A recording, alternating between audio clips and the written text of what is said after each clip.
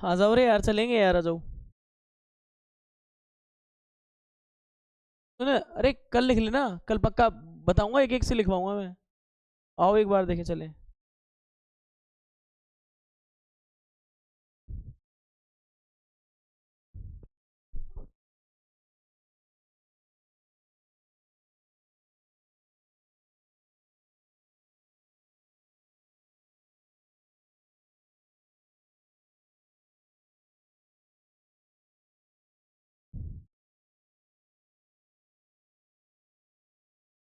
ये उधर चेक तो करी होगी ना, उसमें जा तो रही है ना, पब्लिश तो ही है ना। बेसिक प्रोपोर्शनल थ्योरम, ठीक है।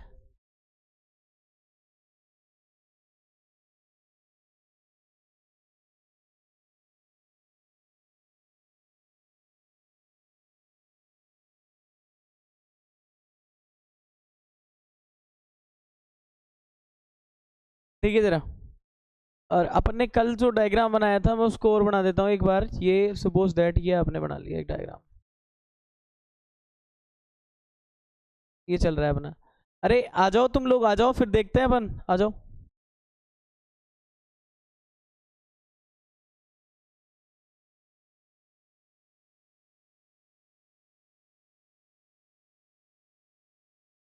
देखो मैं इसकी कह रहा था, आप सुपोज दैट ये मान लीजिए कि वो लाइन सेगमेंट है ना, जो जा रहा होता है, एक लाइन जा रही होती है, वो ये देखो ऐसे लाइन बनाई हुई थी, अपन ने एक लाइन बनाई हुई थी, ऐसे पैरेलल जा रही है। और ये पैरेलल किसके जा रही थी, ये पैरेलल जा रही थी किसके, देखो जैसे कि ट्रायंगल के अंदर ये था ए बी सी। तो याद करो, इस लाइन का नाम एल रखा था, और अपन ने बोला था ये जिस पॉइंट पे काटती है, इसको इंटरसेक्ट करती है, वो है डी। ये चीज़ थी इसके अंदर, अपन ने ये बनाई थी मोस्टली।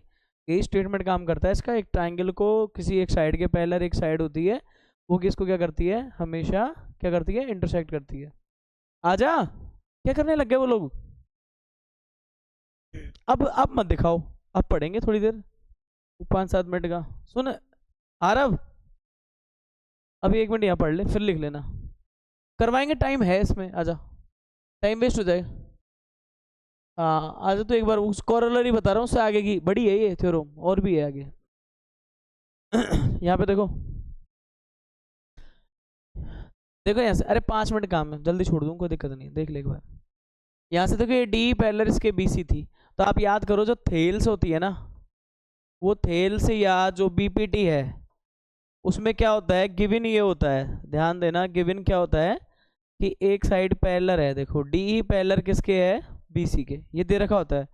और फिर उसमें टू प्रूव या स्टेटमेंट जो निकल के आता है, वो ये करता क्या है, ये क्या करता है आपका, देखो ये करता है ए डी अपॉन क्या आता है, डी बी।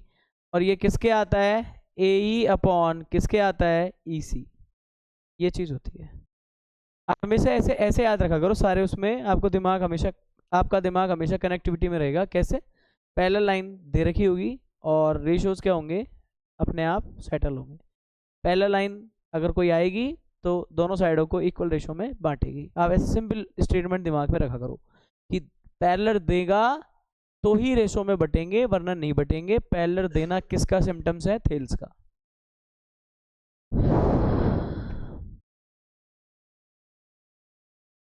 अब देखना आप जरा क्या करेंगे, इसमें डालेंगे अपन स्पेशल केस।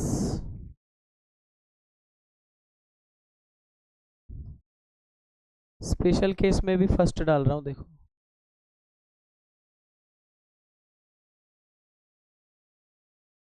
क्या होता है। इसको अपन बोलते हैं एक्सटेंशन ऑफ थेल्स, है ना। एक्सटेंशन ऑफ थेल्स का मतलब कुछ बढ़ाना कुछ घटाना, किसके अंदर, थेल्स के स्टेटमेंट के अंदर। तो आपको बताऊं, सबसे पहले मैंने इसका केस लिखा बाय थेल्स। देखो केस क्या था इसका, A D upon D B, A E upon किसके है, ई सी के, +1 बोथ साइड। क्या करेंगे, +1 बोथ साइड। जब +1 बोथ साइड करेंगे, मैथ्स लगाइए अपन ने, तो देखो डी बी क्या कर दिया, +1 बोथ साइड। तो देखो ए ई अपॉन ये क्या है, ई सी, यहाँ भी क्या करेंगे हम, +1 करेंगे। आप बताओ इसमें एलसीएम बनेगा नहीं बनेगा, डी बी। तो A D plus D B हो जाएगा और ऐसे ही इस वाले में भी क्या आ जाएगा, ई सी एल सी एम, तो ए ई प्लस क्या आ जाएगा, ई सी आ जाएगा। आप इसके बाद बोलना by the structure, by the structure. Structure से क्या होता है, देखो आप जरा कंसीडर करोगे तो ए डी और डी बी को देखो, ये ऐड होने के बाद क्या बना देते हैं। और ऐसे ही आप ए ई और ई सी को भी देखो, ये ऐड होकर के क्या बनाते हैं। तो एक नया स्टंट यूज कर सकते हो। इधर क्या आ गया, इधर आ गया ए बी अपॉन क्या है, डी बी, और ए सी अपॉन क्या आ गया, ई सी। ये भी थेल्स है, क्या है, ये भी थेल्स है। कैसे, ए बी कौन है, फुल लाइन, डी बी कौन है, अपॉन लोअर पार्ट। तो फिर उधर भी क्या आएगा, फुल लाइन ए सी और अपॉन लोअर पार्ट। क्लियर है, तो आपको होपलेस नहीं होना है।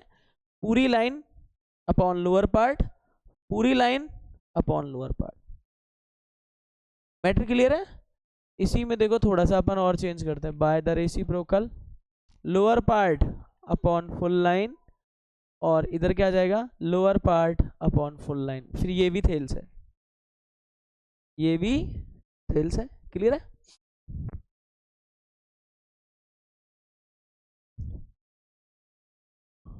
फिर तो यार जब +1 कर सकते हैं तो क्यों ना हम इसके अंदर, क्यों ना हम इसके अंदर, किसके अंदर, ये वाली के अंदर, तो हम फर्स्ट बोल रहे हैं। देखो ये वाला केस सेकंड हो गया,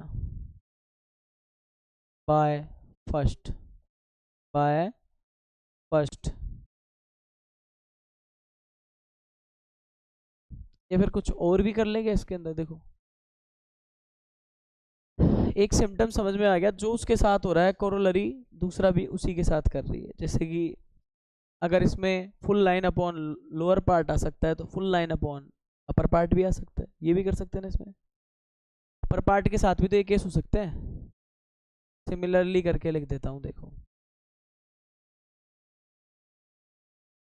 कैसे याद रखना, ये फुल लाइन, नीचे कौन, अपर पार्ट, क्या नाम है उसका, एडी। देखो वो जो अपना आया था ना एडी अपॉन डीबी, अपन उसमें यही कर रहे हैं कि हम full line upon upper part भी लिख सकते हैं, तो इसका भी फुल लाइन अपॉन क्या लिख के आना, अपर पार्ट। एक केस ये भी थेल्स होगा। और सुन लो, इसी में अपन एक काम कर सकते हैं, upper part upon full line, तो upper part upon full line, ये केस भी हो सकता है। मैं यूँ कहूँगा कि आप ये चारों पॉइंट्स को वो कर लेना नोट, क्वेश्चन के अंदर कब कौन सी चीज़ कहाँ बनेगी, हम सीधे किसमें किसमें किसमें, किसको उसको रेसिप्रोकल करके। हाँ हाँ हाँ हाँ, आराम से करवाऊँ।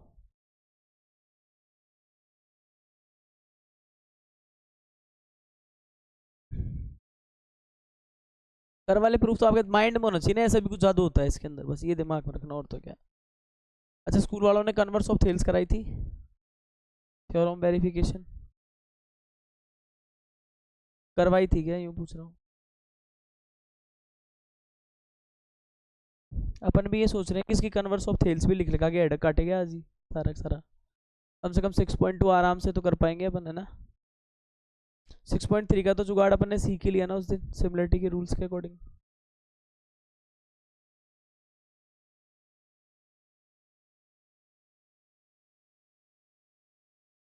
से तो इसमें बहुत सारी थ्योरम थी, अभी फिलहाल लेटेस्ट जो आप लोगों के काम में आ रही है वो 2 ही थ्योरम आ रही है।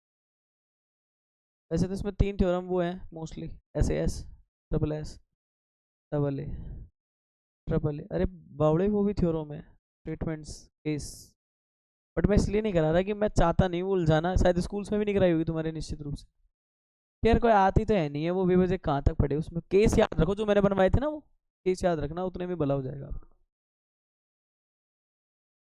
हाँ पर इसलिए तो मैंने केस बनवाया था, क्योंकि केस ही याद रखो ना सीधा, क्या मतलब है फिर उसमें, सवाल तो ऐसे ही जाएंगे उसके। वो कहाँ है शुभ,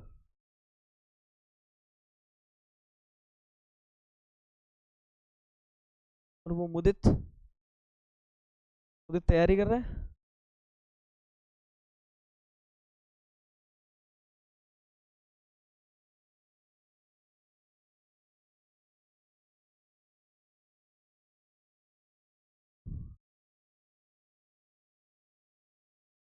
क्यों चिल्लाते नहीं? अंधेरा ज्यादा हो गया, वो तो मचा रहे होंगे।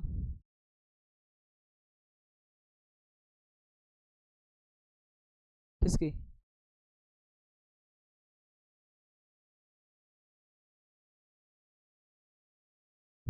अब तुम टीचरों के पीछे क्यों पड़े हुए हो वैसे?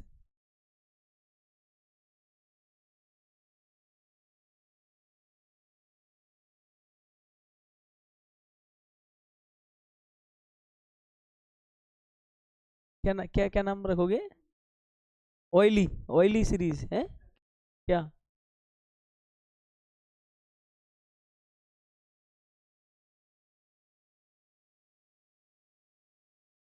ए, 26 क्या बना दिया तुमने?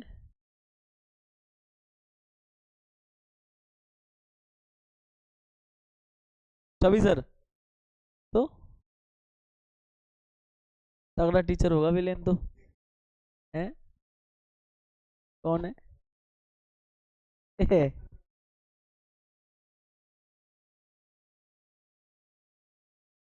ठीक है।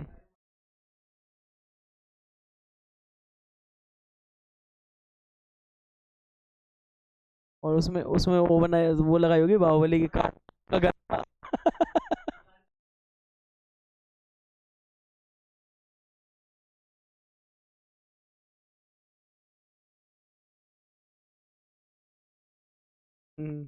अच्छा, उसमें स्टोरी बनाई है तुमने? अरे वाह।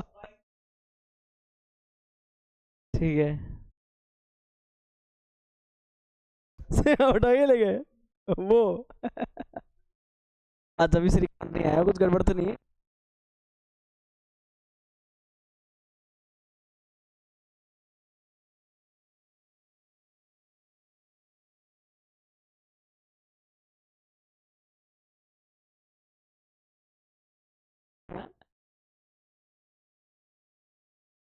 यार तू बड़ा खतरनाक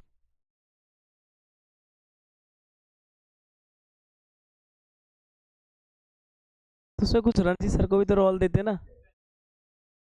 क्या था? हम्म।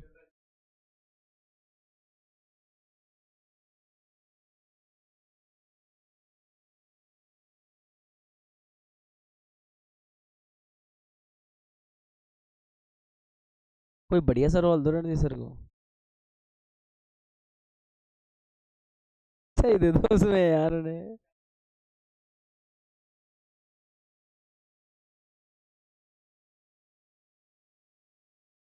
कर दूंगा पर खुद ही खत्म से होते हैं। वैसे अगर कोई देखे तो लगता नहीं है इसको देख के खत्म कर सकता है क्या? फिर खत्म।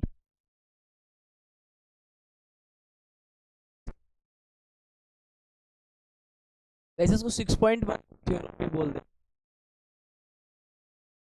टाइटल जो दे रखा है एनसीईआरटी ने, वो क्या दे रखा है? थ्योरम 6.1 डाल लेना इसमें।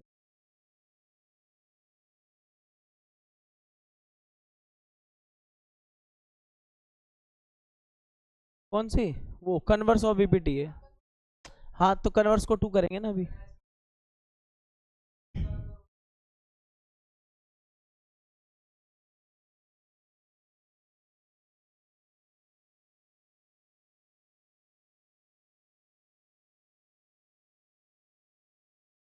सर किंग ऑफ डार्कनेस को छोड़ो, इतने रोल्स मत दो, अब इसको देख लो। क्या करो तो। कन्वर्स ऑफ बीपीटी चले, सारे हो गए, सबका हो गया ना? चले।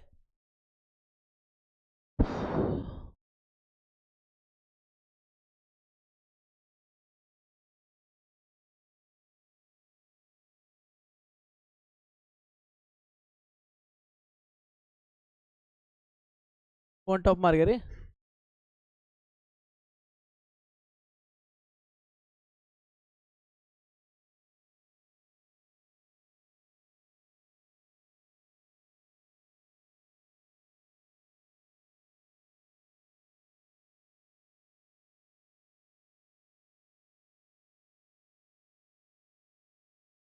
एक्टिविटी मैथ में एक्टिविटी और दे रखी है इसके लिए।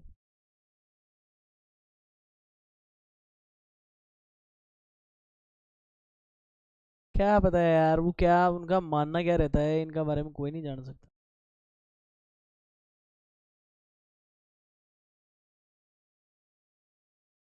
देखिए ये देखो, ये फंडामेंटली बुक वाला भी अपन ने इसके अंदर लगाया हुआ है ताकि टाइटल केस में अपन बुक वाले ही लेट कर ले। ध्यान देना, यहाँ पे चलते हैं, देखो एक बार इसको इसको करते हैं कंप्लीट, फिर बात करेंगे, एक बार ये मेन काम कर ले। अब मेरी बात सुनो, इसमें देखो 6.2 थ्योरम के नाम से इसे बोला गया है। और सुनो 6.2 थ्योरम के साथ साथ इसे एक चीज़ और देखते हैं इसके अंदर कि इसको अपन बोल सकते हैं कन्वर्स ऑफ, कन्वर्स ऑफ क्या बोलते हैं इसको, बीपीटी। क्योंकि ये बीपीटी की क्या है, एक तरह से कन्वर्स ही है, और ये उल्टा केस इसमें प्रूव करती है। वो कहता है पैरेलल होते हैं तो रेशोज में आते हैं, ये कहता है रेशोज में आ गए तो डेफिनेटली पैरेलल रहे होंगे, है ना, दोनों एक दूसरे के उल्टे हैं। वो कहता है पैरेलल है तो रेशोज में आएंगे, और अगर ऐसा हो जाए कि रेशोज अगर ऑलरेडी आ जाए तो पैरेलल होंगे, ये करेंगे इसके अंदर। तो कन्वर्स ऑफ बीपीटी, या फिर क्या बोल देते हैं इसी को, कन्वर्स ऑफ थेल्स, ये बोल देते हैं अपन। अब देखो कन्वर्स ऑफ थेल्स के बाद सबसे बड़ी बात तो आती है इसका स्टेटमेंट। सबसे पहले हम लिखेंगे इसका स्टेटमेंट। देखना, सबसे पहले लिखेंगे हम इसका स्टेटमेंट। तो देखो स्टेटमेंट क्या है, बताओ ना एक बार स्टेटमेंट, ये रहा ऊपर क्या कह रहा है, if A line divides any, देखो क्या बोल रहा है ये,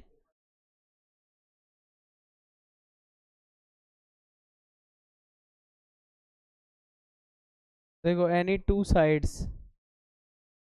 sides of A triangle, of A triangle in the same ratio, then the line is parallel to the third side, then the line is parallel to the is parallel to the third side। अब मेरी बात ध्यान से सुन लेना एक तो, क्योंकि आपको स्टेटमेंट बहुत अच्छे से याद होने चाहिए, कोई ज़रूरी नहीं है कि थ्योरम ही पूछा एग्जाम में, हो सकता है कि स्टेटमेंट से अपना काम जुगाड़ बन जाएगी, अपना उतने में ही फ़ायदा हो जाए। अब देखिए यहाँ पे, इसके बाद हम जो प्रोसेस स्टार्ट करते हैं वो कहाँ से करते हैं, गिवन से करते हैं। और उसके लिए सबसे पहले हम बोलना चाहेंगे कि ये ट्रायंगल के ऊपर ज़्यादातर अपना काम कर रहा है, तो फिर सबसे पहले ट्रायंगल बना लो इसके लिए। तो सपोज दैट जैसे अपन ट्रायंगल बनाने बैठे, तो इसके अंदर ट्रायंगल के लिए अपन ये कर सकते हैं, देखो ऐसा कुछ अपन ने एक ट्रायंगल बना लिया, ये बना लिया। ट्रायंगल के अंदर उसने एक चीज़ और बोली थी कि, है ना, इफ ए लाइन, एक लाइन लानी पड़ेगी जो कि गड़बड़ कर रही है इसके अंदर। अपन जैसे कि सपोज दैट इसके अंदर एक लाइन ला देते हैं, लाइन मतलब लाइन लाएंगे तो ऐसी लाएंगे, देखो लाइन इस तरह से अपन भी एक लाइन लेके आ गए। देखो मेरी बात सुनना, मैं इसमें ज़्यादा कुछ नहीं करने वाला। अपन क्या करेंगे, मोस्टली इसके अंदर जो ये लाइन ला रहे हैं ना, ये लाइन हम तो बिल्कुल थेल्स की तरह ला रहे हैं, हम डिस्टर्ब नहीं करना चाह रहे अपने दिमाग में जो डायग्राम बना हुआ है उसको। तो हमने क्या बोला कि यहाँ पे जो ये ट्राइंगल है वो ट्राइंगल क्या है, ए बी सी के नाम से था। और ये बेसिकली जो ये लाइन है इसको आज भी हम एल ई लाइन बोल रहे हैं। पर ये जिन दो पॉइंटों पे आती है ना, ये जिन दो पॉइंटों पे आती है, ये क्या करती है कि डी और ई पर हमारी साइड है ना ए बी की, उनको डिवाइड कर देती है। तो ये क्या बोल रही है, if A line divide any two sides of A triangle. देखो इसके गिवन में हम यहीं से लिखना स्टार्ट करते हैं। इसके गिवन में क्या लिखेंगे, गिवन में लिखेंगे in triangle A B C line L divide divide two sides, two sides कौन कौन सी है, A B and, A B and क्या नाम है दूसरी का, A C, A C in the same ratio, in the same ratio. ये जो मैंने लैंग्वेज में लिखी है रीजन है, मैंने सारा की सारा कहाँ से, स्टेटमेंट के अंदर से ये बातें निकाली है। इधर कहाँ हो गया, इधर देख। तो यहाँ पे एक चीज़ बताओ, सेम रेशो का मतलब क्या हो गया, एडी और डीबी में जो भी रेशो होगा ना, वही किस में होगा, एई और किस में होगा, ईसी में। एई और किस में होगा, ये ईसी में। ये बना लिया। और इस बात को अपन ने क्या कर दिया है, इक्वेशन नंबर फर्स्ट। आप ध्यान से देखो कि उसमें क्या था, पैरेलल लाइंस थी, और आज मन से पढ़ रहे हैं। सुनो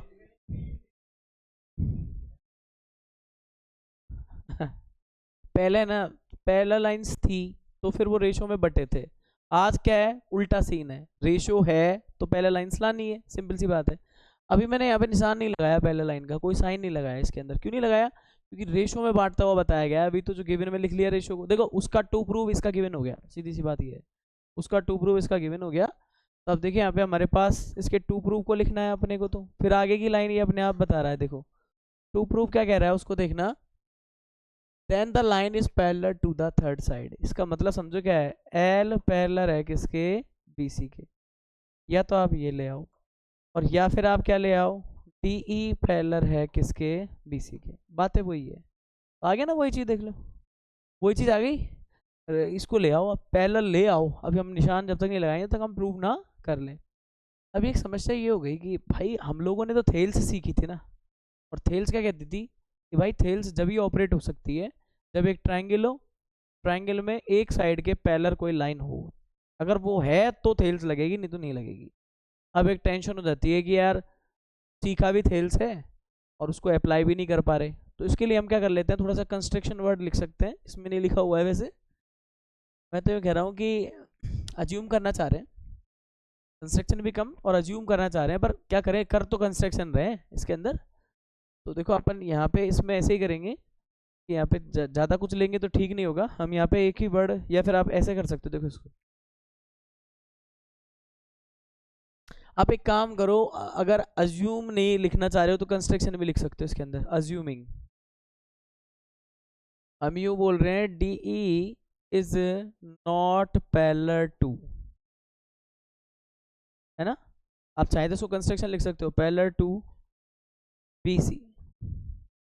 हम ये बोल रहे हैं कि यार डी ई पैरेलल नहीं है बी सी के, क्योंकि मैं तो ये लाऊंगा ना ये पकड़ के, D E parallel B C के नहीं है ना। एन अनोदर लाइन, है ना, हम बोलेंगे an another line, another line. अब एक नई अनोदर लाइन लेके आए हैं, इस बुक वाले ने उसको ई डैश लिया है, आप चाहो तो ई डैश ले लो, है ना, या फिर कोई और नाम रखना है तो वो भी कर सकते हो। तो जैसे कईयों को ऐसा होता है कि सर हम ई डैश नहीं लेना चाह रहे, तो अपन क्या लिख सकते हैं, इसकी जगह एफ भी लिख सकते हैं। क्या लिख सकते हैं हम, इसकी जगह एफ लाइन भी लिख सकते हैं। Another line D F parallel है किसके, बीसी के। पता है आप अपनी मजबूरी क्या है, अपन देखो इसको 1 बोले हैं, इस वाले को हम 2 बोल रहे हैं। वैसे कोई काम नहीं आएगा पर फिर भी 2 बोल लेते हैं, कहीं आ जाए तो। हम क्या बोल रहे हैं कि यार तेरे अकॉर्डिंग तूने रेशो तो दे दिया, पर तूने ये तो दिया ही नहीं है डी पैरेलल बी सी, ये तो हमसे पूछ रहा है तू। तो हमने क्या कहा कि यार हमने पढ़ी है थेल्स, और ये जो तूने रेशो दिया है ना, तो हम ये कह रहे हैं कि यार बी सी लाइन के, क्योंकि तभी ये रेशो आ सकता है। तो हमने कहा कि तेरी वाली तो पैरेलल नहीं है, और हमारी वाली जो है ना, हमारी वाली जो लाइन है हम जो सोच रहे हैं वो लाइन बीसी के पैरेलल है। अब हमने किसी को मान लिया पैरेलल बीसी के, तो उसमें थेल्स ऑपरेट करने में हमें दिक्कत ही नहीं होनी चाहिए। तो अगला स्टेटमेंट हम क्या बनाएंगे इसके अंदर, देखिए अगला स्टेटमेंट हम क्या बनाएंगे इसके अंदर, हम बोलेंगे in triangle A B C D F, ध्यान देना डी एफ पैरेलल है किसके, बी सी के। देन क्या करेंगे, बाई थेल्स, क्या लगाएंगे, बाई थेल्स। तो याद करो थेल्स के अकॉर्डिंग थेल्स क्या कहता है, डी एफ। देखो मैं कंस्ट्रक्ट तो कर दूं यार, कंस्ट्रक्ट ही नहीं करी मैंने, ये देखो ऐसे कर ली मैंने। ये देखो मैं समझाने के लिए थोड़ा सा इसको ऐसा बता रहा हूँ, बाकी का आप इसके अंदर समझें। ये डी एफ लाइन है, मैं इस पे लगा रहा हूँ पैरेलल का साइन, और इस पे लगा रहा हूँ। ये पता कैसी है, ये ई तो ये वाला हिस्सा है, और एफ है ना इसके यहाँ इनिशियल हिस्सा। ये ई तो ये वाला हिस्सा है इसका जो बाहर दिख रहा है आपको, डी ई, डी और ई। और ये जो इनिशियल हिस्सा होता है ना, इसी एक्सटेंशन में आगे, तो ये अंदर की तरफ ये फिंगर्स वाला हिस्सा है ना, ये क्या है आपका, ये आपका अपन कह सकते हैं डी एफ वाला हिस्सा है। ये ऊपर नीचे इसके 3D में यूं मानो इसके पीछे की तरफ है, नहीं करेंगे उसको, नहीं डी पॉइंट हम सेम रखेंगे। हम सिर्फ एक चीज बोल रहे हैं, ये पैरेलल लाइन और नॉर्मल लाइन में इतना ही तो फर्क है, थोड़ी सी तिरछी टेढ़े हो जाते हैं, नहीं बाकी का तो आती तो पैरेलल ही है। तो आप तो ये कोई, देखो ऐसे करो, ये पहन देना एक बार, मेरा कहने का मतलब है अगर मैं इसको डी बोल रहा हूँ ना, इसको डी बोल रहा हूँ, तो ये लाइन यू ज्वाइन है इनिशियल तरफ पे ही है। पता है कोई भी सरफेस है काफ़ी वाइथ में तो होती है ना, तो अगर ऐसे कर देते हैं तो ये इसके बिल्कुल पैरेलल आ रही है नीचे वाली, ये इसके जस्ट पीछे की तरफ है, यानी डी एफ है वो डी का ही क्या है, बैक पोर्शन है। जैसे मैं यूँ खड़ा हूँ तो ये पीछे का जो मेरा सिर वाला हिस्सा होगा ये वाला, तो ये आगे का ये एफ की तरह काम करेगा, ये ई है तो ये क्या है, एफ है, ऐसा मान के चलिए आप। उसमें कोई फर्क नहीं पड़ता क्योंकि 3D कॉम्बिनेशन सेट कर रहे हैं इसके अंदर। कैसे कर रहे हैं अपन, एक तरह से 3D है ना, इनिशियल कर रहे हैं। तो देखिए हम यहाँ पे क्या बोलेंगे, डी एफ,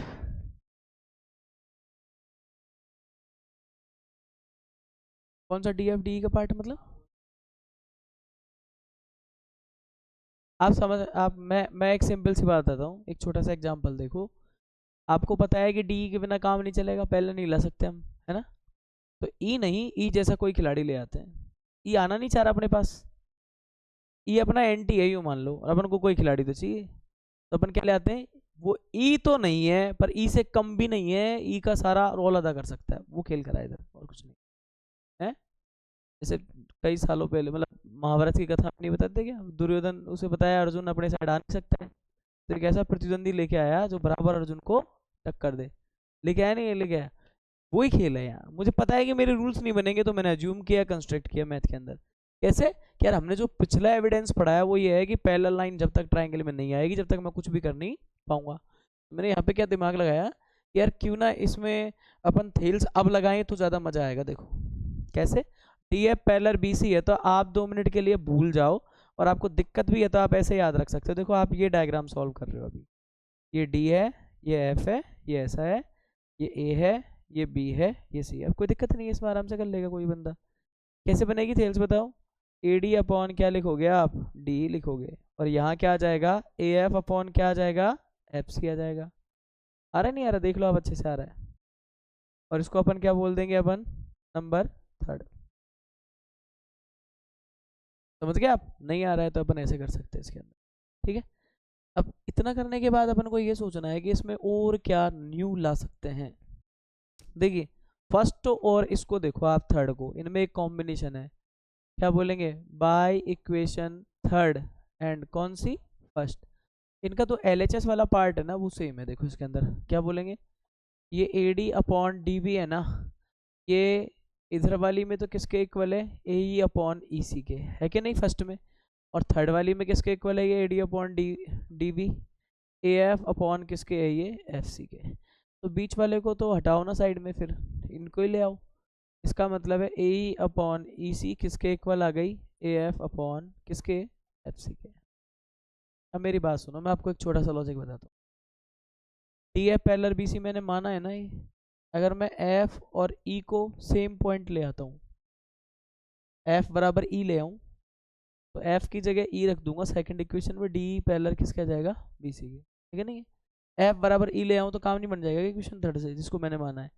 अब पॉइंट लोग ऐसे थोड़ी ना आते हैं बराबर, पॉइंट लोग बराबर नहीं आते, लाइनें कभी बराबर नहीं होती, तो बोलते हैं ओवरलैप कर रही हैं लाइन, हाँ कोइंसिडेंस, ओवरलैप कर रही है ना। भाई नंबर होता है ना तो वो तो बराबर आ जाता है, पर ये कोऑर्डिनेट्स और लाइंस ये ओवरलैप करती हैं, बराबर नहीं है। वो बराबर आती है इसका मतलब ये है ओवरलैप करेंगी। अब यहाँ देखो ये अपन ने बना लिया, इसको बनाने के बाद हमने क्या करा है, देखो मतलब मुझे इसके अंदर से क्या करना है, AE और AF को देखो जरा किसके पार्ट हैं, AE and AF are the part of the line AC, यानी AE और AF का एक्सटेंशन बढ़ाया जाए कभी तो क्या मिल जाएगा अपन को, AC मिल जाएगा। क्लियर बात है ना, ये उसी की तो पार्ट है। देखो लोअर छोटे छोटे पार्ट हैं जो AF और AE वो किसके पार्ट हैं, वो AC के हैं। तो हम कह रहे हैं +1 बोथ साइड, क्या करा हमने फिर एक्सटेंशन करके देखा बोथ साइड, उससे फ़ायदा होगा। देखो चीज़ें हटाऊंगा मैं एक एक, E बराबर F पे जाऊंगा मैं, E बराबर F पे जाऊंगा, इसलिए मैं मेहनत कर रहा हूँ इधर।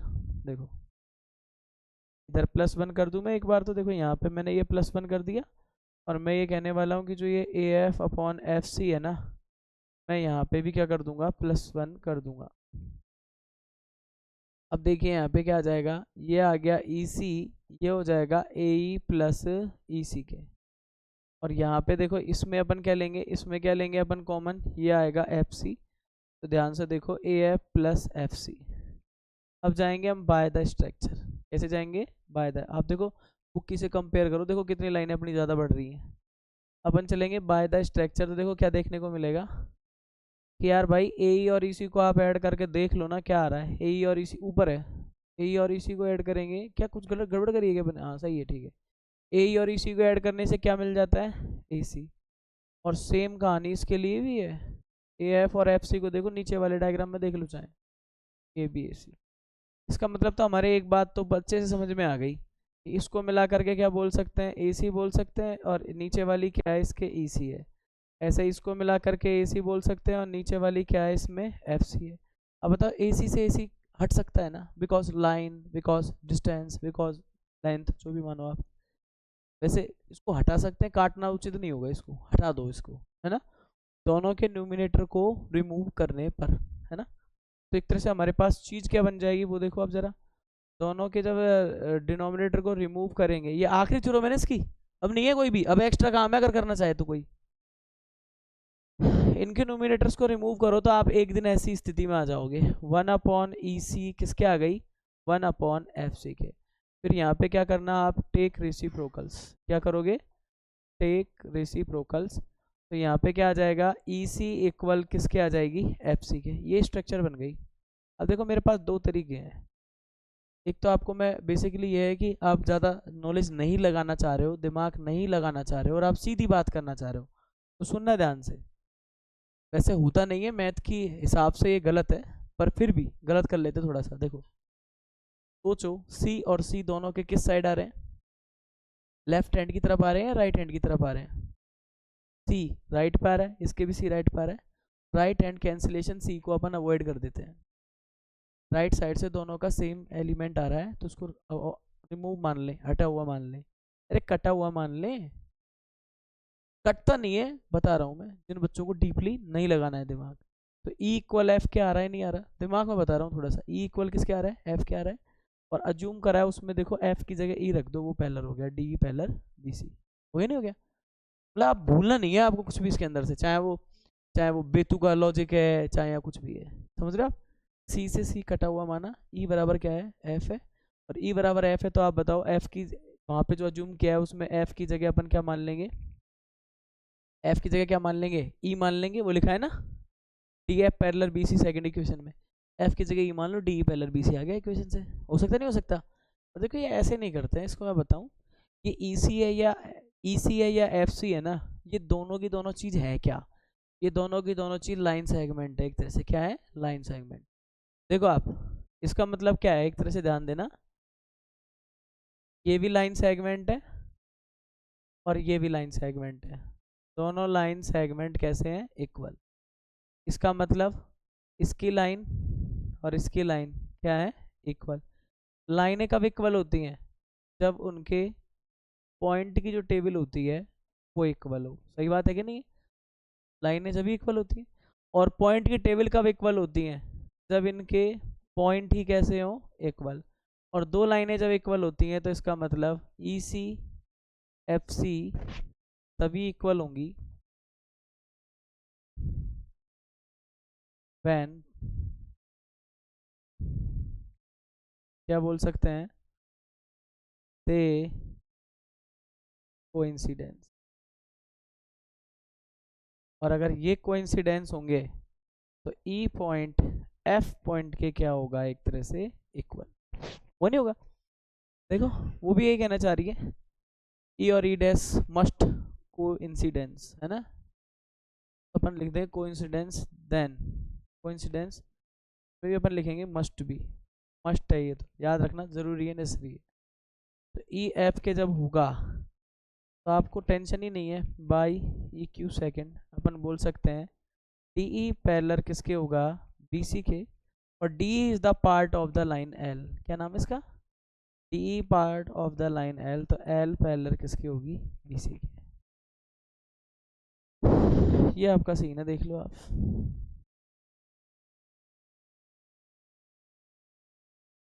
बस इन दो थ्योरम्स को इतना अच्छा कर लो तो आपको है ना, ये पॉइंट टू में भी प्रॉब्लम क्रिएट नहीं होगी, और पॉइंट थ्री हो चुकी है। पॉइंट थ्री में जो बेसिक था, अगर आपने पहले पढ़ा है रूल्स लगाते टाइम, तो पॉइंट थ्री के सारे क्वेश्चन उड़ा दोगे आप, बस सेंस पैदा करना है उसके अंदर। किसके?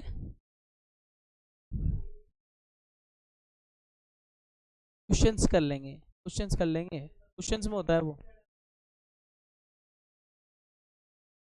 हाँ होता है, पर हम क्या है यहाँ राइटर में एक्सटेंशन से प्रूफ लेके आए हैं, तो वो जो बता रहा है तो वो क्वेश्चंस में अप्लाई करेंगे अपन सब में, यहाँ नहीं करेंगे अभी। इसमें तो ऐसे करके आना पेपर में, पूरा ऐसे करके आना, क्वेश्चन तो अलग है। क्वेश्चन में मैंने आते अभी आज नहीं लिखाया, ऐसे याद रखो बेटा, डी पैरेलल बी सी दे रखा है, A D upon D B और ए अपॉन ई सी, और उसके एक्सटेंशन के केस थे ना बॉक्स बनाए, वो याद रखो क्वेश्चन के लिए।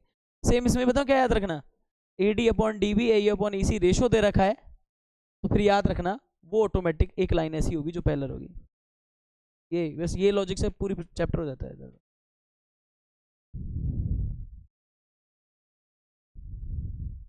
कहाँ से आ रहे हो, कहाँ जाके आ रहे हो?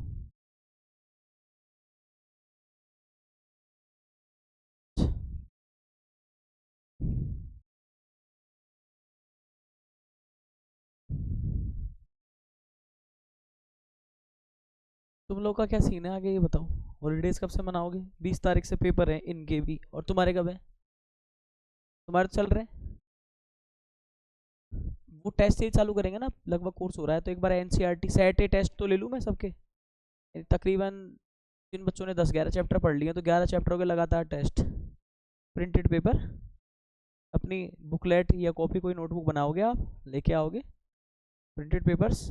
नोटबुक्स कैसे बना लेना, जैसे कि सपोज दैट ये नहीं होती कोई टेक्स्ट बुक या ऐसी कुछ बना लेना, कॉपी नोटबुक एक में मिल जाए सारी चीज़ें, तो क्या फ़र्क पड़ता है, वो स्कूल की जगह है ये अपनी जगह है। जब तेरे को छुट्टी करनी हो जब करना, प्रिंटेड पेपर के सेट हर एक कैंडिडेट के रहेंगे बाकायदा, तो अपन ऐसे कब तकरीबन 14 दिन के टेस्ट तो 14 लेंगे ये लगातार कंटिन्यूसली, अभी आगे डिसाइड कर लेंगे 14 चैप्टर के कंप्लीट, 14 चैप्टर, मान लो किसी के 13 चैप्टरों का है काम, एक रह रहा है तो 13 चैप्टरों के कंटिन्यूसली लेंगे, 13 दिन सीधे सीधे आपके ये जाएंगे, उसमें सीधा सा ऑब्जर्वेशन है, टेस्ट मैं नहीं लूँगा, कोई दूसरा टीचर लेगा, और दूसरे टीचर ने अगर रेड पेन से आपकी नोटबुक पे अगर कुछ भी टिक कर दिया, दैट मीन ये है आप उस क्वेश्चन को भूल जाना, नंबर कट जाएंगे। रूल्स रहेंगे बिल्कुल एकदम स्ट्रिक्ट रूल्स रहेंगे। नहीं नहीं नहीं नहीं नहीं, आप इधर उधर पूछ रहे थे, पेन कॉपी मांग रहे थे और दूसरे बंदे ने परेशान होकर टिक कर दिया, इसका मतलब है आपका क्वेश्चन काउंट नहीं किया जाएगा मार्किंग में, रेड क्रॉस लगा दिया जिसपे, ठीक है, फिर से रहेंगे। इक्वल एफ कोइंसिडेंस करके लिख सकते हो आप, ऐसे नहीं लिख पाओगे आप, अब ये मैंने कोइंसिडेंस वर्ड लिखा है, इसका मतलब ये पॉइंट है ना कि वैल्यू, ठीक है। और और बेटा है ना, आप एग्जाम में ये जो है ना अपना केस प्रूफ होने के बाद ये जो बुक की लाइन है ना, आपको E and E dash are coincidence ऐसे लिखे आना, ई और एफ आर कोइंसिडेंस, बस बहुत है इतना, मत लिखो चाहे कुछ भी फिर, है ना, इसे आती कम है ये, थेल्स ज़्यादा खतरनाक है, वो आई हुई है, वो 2010 से 2018 या 20 के बीच में ही 7 बार आ चुकी है, 6 बार आ चुकी है कम से कम, 10 में से 7 साल लगातार, सोचो आप 7 साल मतलब आती रहती थी। अच्छा मेरी बात सुनो, एक तो बताऊं क्या है, उन 13 ए नाम का टेस्ट ले रहे हैं अभी, क्या है ए सीरीज वाला टेस्ट लेंगे, उसमें 13 या 14 चैप्टर जितने भी हम लेंगे, उसमें पर्टिकुलर एक एक बच्चे का, इसलिए दूसरा टीचर आएगा मैं आपको बता दूं, क्योंकि सेम ऑब्जर्वेशन का आदमी तो पकड़ में आ जाता है कि टीचर्स ऐसे सवाल ज़्यादा देते हैं, क्वेश्चन ऐसे ज़्यादा देते हैं, तो मैं वो मेरा सेंस पकड़ लिया कि सर ऐसे सवालों को ज़्यादा प्रिफर्ड करते हैं। उन 13 टेस्टों में से सीधी सी बात है किसी को कुछ नहीं बताना है, बताने वाले के रिमार्क जुड़ेंगे, डिसिप्लिन के मार्क्स उसमें रहेंगे, मत कहना कट गए, टीचरों से डिसिप्लिन पूछा तो 5 मार्क्स रखूंगा मैं, 13 टेस्टों के नंबर प्लस 5 नंबर किसके, डिसिप्लिन के, बिल्कुल नहीं पूछा, एग्जैक्ट टाइम पे दिया, टी पटापी नहीं करा, पढ़े हुए हैं ऐसे इस तरह से, है ना, तो फिर मान लो देखो ए सेट ले रहा हूँ ना मैं, और मेरा मानना ये है कि मैं शुरू में बच्चों को ज़्यादा परेशान ना करूँ, मेरे को लगता है 7 या 8 क्वेश्चंस बढ़िया रहते हैं, एक घंटे में इतना ही कर पाते हैं बच्चे, 3-3 नंबर वाले, मेरा वैसे तो मैं टाइम देता हूँ 5 मिनट का टाइम देता हूँ एक क्वेश्चन, हिसाब से तो मेरे 10 क्वेश्चन होने थे प्रिंटेड पेपर में, मेरी कोशिश रहेगी 10 क्वेश्चन की, बाय द वे मैं जो सोच रहा हूँ ए सेट में लूँ वो लूँ 5 क्वेश्चन या 6 क्वेश्चन का बस एक घंटे के अंदर, बच्चों को जितना लेंथ या फुल लेंथ ही लिखो, 3 मार्क्स के हिसाब से, और मैं टोटल रखने का सोच रहा हूँ इसके अंदर कितना, 3 नंबर के हिसाब से 5 क्वेश्चन दे रहा हूँ तो 15 का रखने का सोच, 15 गुणा कर लो आप 13, 14 चैप्टरों से कर लो पूरे के पूरे। सॉरी सॉरी सॉरी, गड़बड़ हो गई। 14 चैप्टर तो मैंने क्या कर दिए हैं 15-15 के हिसाब से, और 15 नंबर का डिसिप्लिन रखूंगा। तो 15-15 कितने हो गए, 225 हो गए। 225 की ग्रांड टोटल रहेगी, उसका जो रिजल्ट अनाउंस करेंगे, जो फर्स्ट पोजीशन पे रहेगा कैंडिडेट, फर्स्ट सेकंड थर्ड पे रहेगा, के लिए कुछ प्राइज डिस्ट्रीब्यूशन रखेंगे। हो गया। दूसरी बुलेट भी तैयार रखूंगा, फिर नंबर नहीं आए ढंग के तो, है ना। अच्छा, सेकंड बात ये भी है, और 2 to 5 में से टॉपर कैंडिडेट को अप्रोक्स 210 या 200 तक आना जरूरी रहेगा, ठीक है ना। 15 नंबर पीछे तक। रीजन है कि मैं हो सकता है 7-8 टेस्ट के बाद हार्ड कॉपियां चेक होने लग जाए, एक एक बात के नंबर कटने लगे। अच्छा ठीक है, ये 14, सुनो, 14 दिन के ये टेस्ट गए, पर डे आपके नंबरों की काउंटिंग होती रहेगी, टेस्ट सीरीज चलेगी, वहां पे 1 2 3 ऐसे करके नंबर हाईलाइट होते रहेंगे आपके। ये टेस्ट आपका मैं बता दूं क्लियर एनसीईआरटी वे रखा है, यानी set NCERT example, NCERT question में से छोटी छोटी हेरा फेरी, छोटी छोटी हेरा फेरी मतलब 2 की जगह 4 अलग से किसी बुक का सहारा। हाँ, तुम आप मेरी बात सुनो, वो और बच्चों ने भी नहीं पढ़े हैं, हाँ, उससे हमें कोई लेना देना नहीं है, वो रिवीजन केस का है ना पार्ट, वो रिवीजन केस का है ना पार्ट, रिवीजन भी करा देंगे, पर तुम क्या है रिवीजन में शाने बन जाते हो, कहीं तो बातें करते रहते हो, नोट नहीं करते हो चीज़ों को सही तरीके से। ये बच्चे काम आएंगे ना उस टाइम रिवीजन में जिन्होंने पढ़ रखे हैं, इनके पढ़ेंगे सपाटे, वहाँ बोर्ड पे बैठेंगे, इनसे क्वेश्चन कराएंगे, फिर ये होगा सीन इसमें। रिवीजन में वैसे ऐसे ही होता है, 10-5 मैंने बताए, फिर जो बस फंसता है ना क्वेश्चन, तो इनका इंटरव्यू चलता है, इनकी ऐसे ज़्यादा होती है जो बच्चे पढ़ के बैठे हैं पहले से।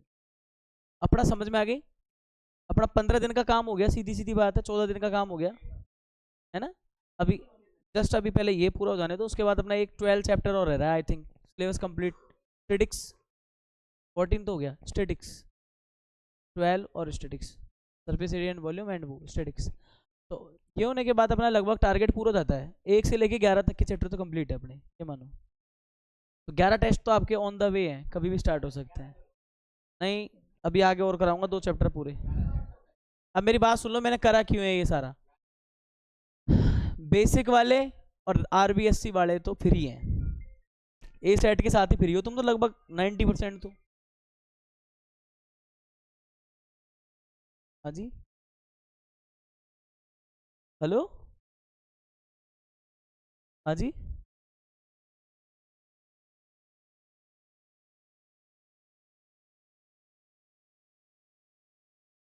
हाँ जी मैम।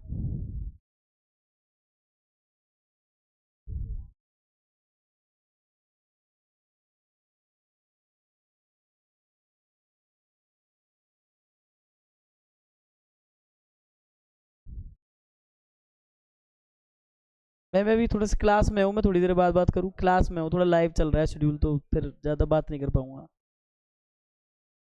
सुनो, मेरा तो क्लियर है, 15 दिन तो आपके गए मंथ के, है ना, और 15 दिन इसलिए गए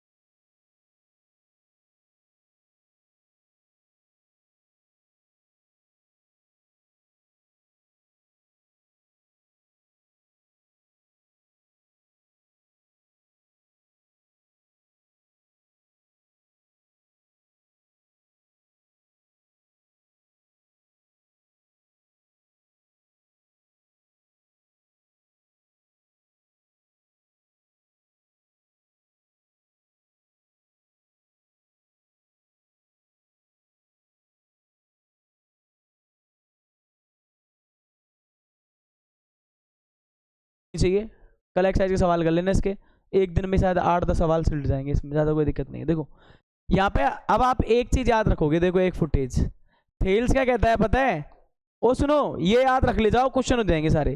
थेल्स यूँ कहता है भाई एक ट्राइंगल होगा, सुनो एक ट्राइंगल होगा और इसमें गिवन क्या होगी, DE पैरेलल BC होगा। तो बताओ इसका रिजल्ट क्या होता है, टू प्रूफ क्या होता है इसके अंदर, टू प्रूफ होता है कि बेटा फिर टुकड़े कर दे, इसी हो गया। और कन्वर्स ऑफ थेल्स क्या कहती है, CBPT लिख लेना उसके आगे, CBPT लिख लेना उसके आगे है ना। तो कन्वर्स ऑफ थेल्स क्या होती है, ये यूं कहती है भाई ट्राइंगल तो हमारे पास भी है, ये B है, ये C है, ये A है, पर सुन ले यहाँ पैरेलल नहीं होती, यहाँ पे गिवन क्या होता है, AD अपॉन DB किसके होता है, AE अपॉन EC के होता है। और यहाँ पे टू प्रूफ क्या करना होता है, यहाँ पे टू प्रूफ करना होता है, क्या नाम है इधर देखो, टू प्रूफ करना होता है, ये पैरेलल लाइंस है ना वो आ जाती हैं। यानी आप हमेशा याद रखना कि जब भी अपन रेशो पैरेलल लाइन देंगे तो रेशो आएंगे, और रेशो दे देंगे तो पैरेलल लाइन आएगी। क्लियर मैटर ये है।